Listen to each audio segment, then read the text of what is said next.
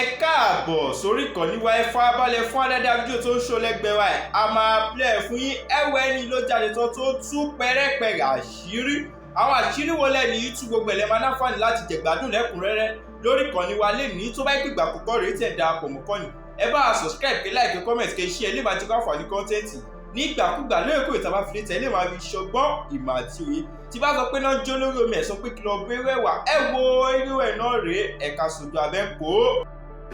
ẹ jọ ọ̀rọ̀ tí mo fẹ́ bí yín tẹ́ bá bò mí ọlọ́run ní bò yín omi ìfẹ́ kẹ́ bò mí rárá tó ṣe rí mo gbọ́ interview kan tí Lizzy ṣe kó ṣe interview náà she was talking on Facebook ó sọ wípé nǹkan méjì ló dùn mí bẹ́ẹ̀ ó sọ wípé pé òun lòun bẹ̀yìn pé kẹ́ pè mí síṣẹ́ pé ìgbà tó ń sọ pé kẹ́ pè mí síṣẹ́ wá ní ẹ̀ lówó tẹ́lẹ̀ pè mí síṣẹ́ o ẹ wá dá owó tòun sí méjì lẹ́kọ́ fún mi tí ẹ kó dájú fóun tí àjọ fi wá bá yín ṣiṣẹ́ níbi 13 years ago mo kàn fẹ́ mọ bó ṣe ṣẹlẹ̀ ṣé nǹkan tí mo sọ ti yín ẹjọ́ máa dá mi lóhùn máa post kìíní yìí o máa post ẹ̀ so mi ìfẹ́ kẹ́ parọ́ fún mi rárá ẹjọ́ bó bá ṣe rí mi kẹ́ ṣe sọ tẹ́ bá bò mí ọlọ́run níbò yín o tó lẹ́yìn náà bí àwọn ọmọ tí God bless you.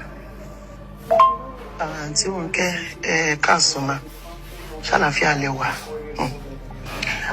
ṣé gbogbo nǹkan tá a bá ń ṣe nílé ayé yìí Ọlọ́run nìkan ni ká bẹ̀rù kò kí ń ṣe ẹ̀dá ó sì yé yín gẹ́gẹ́ bí ọ̀rọ̀ yìí tí n bá bòyìn kọ́lọ́run ọba kó má bò mí torí pé abiyamọ ni gbogbo wa mi ò ní ṣe nǹkan tó jẹ́ wípé because èpè tó bá lọ tó bá bọ̀ ó máa padà jẹyàn ni. Mo rántí ngbà tí ọ̀rọ̀ yìí ṣẹlẹ̀ last year èmi ò kí ń wo social media àwọn bloggers much but last year àwọn èèyàn kan send nǹkan kan sí mi níbi tí Lizzy Anjorin ti ń sọ wípé tó ń fi fọ́tò mi wọ̀n báyìí tó ń sọ pé tó bá jẹ́wọ́ ẹnìkan lọ bí lọ́lá lórí ọ̀rọ̀ yìí ní last year the same thing tó ṣẹlẹ̀ lọ́dún yìí ni o ipò tó bá jẹ́wọ́ ẹnìkan lọ bí lọ́lá ní pé òun ò fẹ́ gbé àǹtí Ronke wá àmọ́ òní kan dánwó sí méjì kan fi gbé àǹtí Ronke wá mo gbogbo ọ̀rọ̀ yẹn bálabàlá last year yẹn àwọn èèyàn sẹ́ǹdẹ̀ sí mi gan mo dẹ̀ wò ó ẹ̀ǹdí dín tí mo ṣe fún yín àǹtí Ronke mo dẹ̀ send message sí yín lọ́jọ́ kejì mo ní àǹtí Ronke nǹkan báyìí làwọn èèyàn send sí mi mo ní kí lẹ fi ìpè kí n ṣe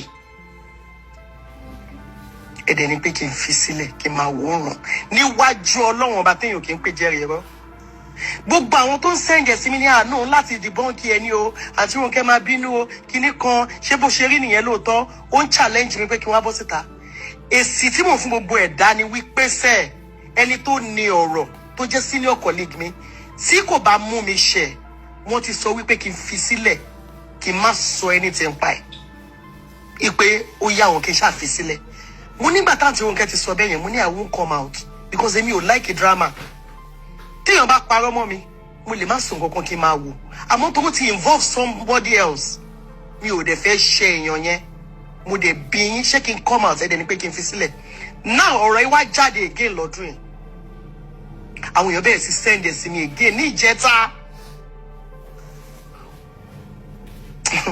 mo wá wò pé ọ̀rọ̀ yìí again so tó wáyé pa àti paná ọ̀rọ̀ yìí ní last year ni bóyá kò bá má jáde again but torí pé mi ò like social media drama àbí wàhálà lè rí anything like that lórí page mi ó ní ò jẹ́ kí n sọ anything now ó ti wá tó gẹ́ àǹtí Ronke tẹ́yìn náà bá bò mí Ọlọ́run ò ní bòyìn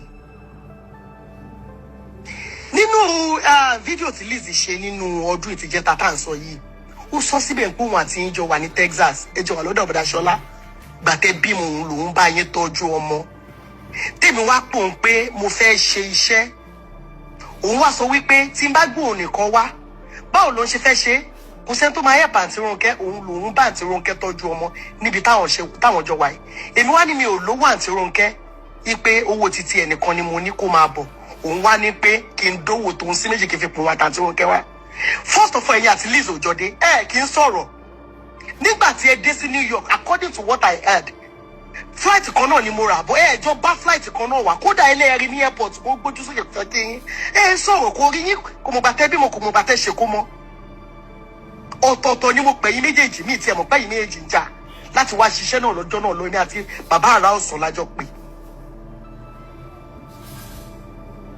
In fact, ìgbà tá dé airport ẹ̀yin lẹ kọ́kọ́ dé, a tún wá ń dúró kí Lizzy dé ni just because mi ò mọ nǹkan tó ṣẹlẹ̀. Ó rojọ́ lọ́jọ́ náà ló ní pé ipe kò sẹ́ni tó máa gbé òun lọ sí airport jìnnà sí kinní bóyá lòun pàdé yín ní airport. Ṣáà ń kíra débi kó fẹ́ gba ọmọ lọ́wọ́ yín àbò fẹ́ bá yín tọ́ ọmọ àbí kó wà bí tẹwà òun ló ń bá yín tọ́ ọmọ rárá. Tí n bá parọ́ mọ́ yín àti Ronke ẹja mi ẹ̀yin lẹ ní ọmọ Àdìsá yẹn á ti pé bí 13 years báyìí bá ṣe ń sọ̀rọ̀ yìí.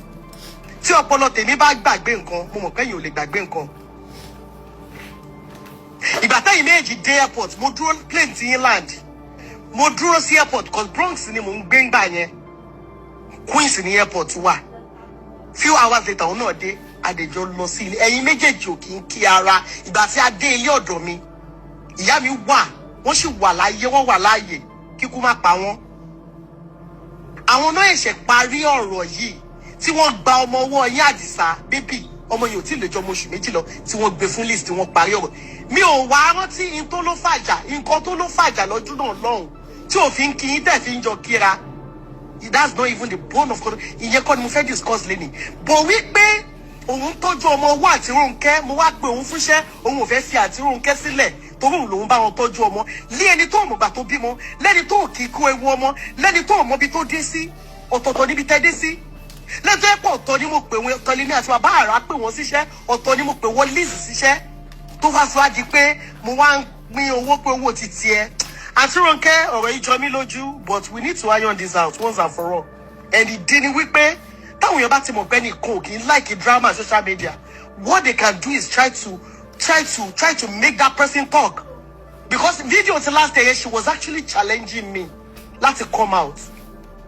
Mi ò ní anything against Lizzy. You understand? Only Alemajo Remole, but she used to be my friend. She was my friend. Nija, Emi ati Olaso. But last day, Timothy first video, yeah. Lọ́rọ̀ ti ń gbé mi nú ẹni kì í má sọ̀rọ̀ gbà èmi ò sọ̀rọ̀. But tí a bá paná kí ni once and for all tó bá di next year, Lizzy ṣì máa ṣe video mi jáde. Bọ́ọ̀rọ̀ ṣe rí kọ́ nìyẹn o. Mi ò pín owó sí méjì o. Ọ̀tọ̀ọ̀tọ̀ lẹ́wà o. Kò kí jọ síbì kan náà kò bá yín tọ́jú ọmọ o. Àti Ronke ibo ni mo ti pè yín gbà tẹ́ wá dé New York. Tí mo mi ti wá parí ìjà tó gbọ́ ọmọ ẹ̀ sí yín lọ́wọ́ tó gbọ́ ọmọ Àdìsá lé lọ́wọ́ tíjà ti parí. Ìgbà wo ni mo wá pè? Ipe Lizzy máa ń sọ̀rọ̀ yín mo wá pè yín méjèèjì kalẹ̀ ẹ wá ń wọlé báyìí. Ó ní agbára o. Ronke ibi tí kinní tó yà mí lẹ́nu dé last year. Táwọn èèyàn ṣe ń send ẹ̀ sí mi.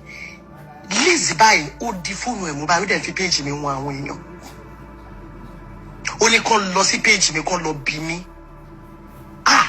Olójú èèyàn tó máa dákẹ́ o. Ó ní ojú because èmi àti ẹ ò ní reason láti gbé mi jáde láti máa ní pé kí wọ́n verify nǹkan tó dẹ̀ mọ̀ ń pé this thing is not true. Jọba ikú wá wàhálà because èmi àti ẹ ò níjà. Mi ò bẹ́ anybody jà. She posted me for my birthday. That same last year, I posted her for her birthday. But why? Because I don't know. Because me ò fẹ́ bọ́ síta láti sọ̀rọ̀. But tó yẹ pé kíní yìí involve yín.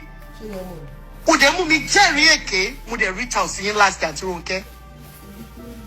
As a peaceful person tẹ́ jẹ́. Ẹni pé kì í ṣàfilẹ̀ kí n máa wọ́rùn. Inú mi dẹ̀ dùn mí ní purọ́ fún yín. Mo ṣe sọ fún yín lẹ́nìí ni. Because we share common goals.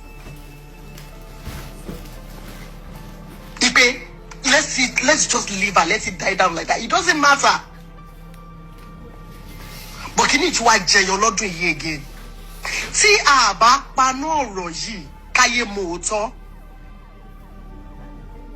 The internet never forget. Ó máa tún ṣẹlẹ̀ next year. Next year she's going to come out again and say the same thing. Because me ìfẹ́ wàhálà mi ìdẹ̀fẹ́ drama. I know she's going to come for me lẹ́yìn eléyìí o, but I will not respond. But mi ò ní parọ́ màá sọ òótọ́. Tó bá máa pa mí nìkan pa mí. Tí ó bá máa kú sórí òótọ́, ó sàn jù sórí irọ́ lọ. This thing never happened. Gbé ọmọ àti síbẹ̀ gbàgbọ́ bímọ. Kí wọ́n kú ewu ọmọ. Lọ síbi tó ti bímọ. Síbẹ̀ lọ́jọ́ tó ṣe kò mọ. Gbé ọmọ wọn dání. Kéèyàn má kú ọmọ ẹlẹ́dàá ọmọdé. Lisa will be like 13 years. Àti Ronke, èmi àti yín gan àkí lẹ́yìn pé, you know, lórí social media lẹ́kọ̀ọ̀kan ká like comment ara wa. So, bí ẹlẹ́ẹ̀kan lọ́dún lèmi àti yín sọ̀rọ̀ lórí WhatsApp. But ó ń parọ́ mọ́ ọmọ ẹlẹ́dàá ọmọ ọ̀run pé wọ́n ló tọ́jú ọmọ tó jẹ́ pé òòrí ọ̀ǹtìgbà tẹ́yìn méjì dé New York. Kí n kíra. Mi lè sọ gẹ́gẹ́ bí mo sọ, I don't want to go into details of nǹkan tó sọ pé ó fàjà tó ṣàlàyé lọ́jọ́ náà lọ tí mo mi fi bá yín parí ẹ̀. Wọ́n gba ọmọ wọn tí wọ́n gba ọmọ lọ́wọ́ yín, wọ́n lè gbé fúlẹ̀sì pé ọmọ àti ẹ̀yà gbé dání. Ìjà dẹ̀ parí. Why the lies that ìwọ ló ń bá wọn tọ́jú ọmọ? Mo á request fẹ́ ìméjì láti wá. Bàbá àrà òsùn ò tí ikú, wọ́n wà láàyè kọ́ ló ń bá wa lọ́ra ẹ̀mí wọn kán dàgbà kan dógbó. Èmi ò ju bẹ́ẹ̀ lọ o. Èmi àti Liz níjà. Èmi àti Liz jàre. Títí di bí mo ṣe ń sọ̀rọ̀ yìí, èmi àti Liz ò jàre. A kàn ríra wa for a very long time nígbà yẹn tí mo wá sí Amẹ́ríkà ni. Ẹ̀mú bí kéèyàn má ríra yẹn for like 3-4 years. Ká dẹ̀ pàdé l'Amẹ́ríkà. Ó tàn. That was it. Èmi àti òríra wa ni. Ìgbà tí mo dẹ̀ rí ní airport, tó dẹ̀ ń ṣe gángan mo pé òkè bóyá tá bá débi tá à ń lọ, you know. So èmi àti ẹ̀ ò jà. But to my surprise, wọ́n sọ pé èmi rojọ́ èèyàn kan lẹ́yìn, èmi rojọ́ òun lẹ́yìn. Kí ni Liz ṣe fún mi tí mo yẹ fẹ́ rojọ́ ẹ̀ lẹ́yìn? Ṣùgbọ́n máa ní nǹkan téèyàn máa ṣe fún yàn kéèyàn tó sọ pé òun fẹ́ rojọ́ ẹ̀ lẹ́yìn. Kò ṣẹ̀ mí rí di bí mo ṣe ń sọ̀rọ̀ yìí. Kò ṣẹ̀ mí rí up till today. Ó ṣáà máa ní reason tí mo ṣe máa sọ̀rọ̀ ẹ̀ lẹ́yìn. Ó ṣáà máa ní nǹkan téèyàn fẹ́ ṣe fún yàn tí mo ṣe máa sọ̀rọ̀ ẹ̀ lẹ́yìn. Kò sí nǹkan tí mo fẹ́ sọ ń pa Lizzy. Kí ni mo fẹ́ sọ ń pa Lizzy? Bí Nàìjíríà ṣe tóbi tó èmi lọ́rẹ̀ẹ́ ẹyọ kan ṣoṣo. Bí Nàìjíríà ṣe tóbi tó yẹ mo lọ́rẹ̀ẹ́ kan ní Kòròdú. You understand mo ṣe mo ń gbé lọ́gbà, ọ̀rẹ́ mi wà ní Kòròdú. Kí ṣe rí distance yẹn. Dẹ̀ mo lọ́rẹ̀ẹ́ kan London. Ó tán. Lẹ́yìn yẹn mi ò lọ́rẹ̀ẹ́ rárá. You understand what I'm saying? So kò sí nǹkan tí Lizzy ṣe fún mi tí mo yẹ fẹ́ máa sọ̀rọ̀ ẹ̀ lẹ́yìn. Kí ló ṣe fún mi? Èmi àti ẹ̀ ò ríra. Àjọ ní same stature. Ká bá sọ pé bóyá tí wọ́n bá fẹ́ cast ẹ̀ tán bá rí wọ́n á cast mi. Àjọ ní same stature. Àjọ sọ̀rọ̀ bákan náà. In fact, àwọn producers tó ń pè ó yàtọ̀ sáwọn producers tó ń pè mí. So tá a bá máa pàdé bóyá ẹ̀kọ̀ọ̀kan la máa ń pàdé. Mo lè káyé ìgbà tèmi àti Lizzy ti jọ pàdé lórí sẹ́ẹ̀tì rẹ̀. So kí ni nǹkan tó fẹ́ ṣe fún mi tí mo jẹ́ fẹ́ máa sọ̀rọ̀ ẹ̀ lẹ́yìn? Bọ̀ ó yẹ Ọlọ́run ju bó ṣe yé àwa èèyàn lọ. Mo kàn fẹ́ clarify ọ̀rọ̀ sísọ lẹ́yìn yẹn ni. You understand what I'm saying? Àti pé òun bá mi tọ́jú ọmọ yẹn, nǹkan tí mo kàn fẹ́ clarify nìyẹn. Bọ̀ ó yẹ Ọlọ́run ju bó ṣe yé àwa èèyàn lọ. Ẹ ṣé mo dúpẹ́ ìyá mi. God bless you. Ẹ ṣé. Ronke, kò sí problem. Like I said, me ní anything against Liz. You understand? Me ní anything against her. Last year, mo ṣe post her, o náà post mi fún birthday mi ò kí n dá sí whatever tó bá ń ṣẹlẹ̀ ní online, tó bá ń go on. I don't. I try to stay neutral. See anything tí kò bá kàn mí. So kò sí ìjà, kò sí anything until bàtàwọn èèyàn pé àkíyèsí mi sí fídíò last year yẹn, mi mọ̀ nǹkan tó ṣẹlẹ̀ sẹ́yìn àti ẹ̀ngbà yẹn tí fídíò tó fi ṣe fídíò yẹn last year talking about nǹkan tó ṣẹlẹ̀ bí 13 years ago. So èmi ló yẹ kí n bínú gbà yẹn pé why are you showing my page and directing people to my page to come and be verifying stuff with me? But mi ò bínú, mo dẹ̀ pè yín ẹ̀dẹ̀ ní ká máa wò.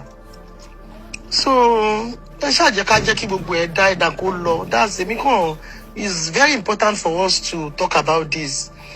Lẹ́yìn eléyìí mi ò ní sọ anything mọ́. Even tó bá bẹ̀rẹ̀ sí ṣe fídíò àbí anything, I do not have anything to say. Mi ò kí ń ṣe drama lórí page mi ò dẹ̀ kí ń like láti máa involve ní irú àwọn nǹkan bẹ́ẹ̀ yẹn. But thank you so much. Mo dúpẹ́ lọ́wọ́ yín for clarifying this issue with me. So kò jù bẹ́ẹ̀ lọ, ẹ ṣé mà. Thank you.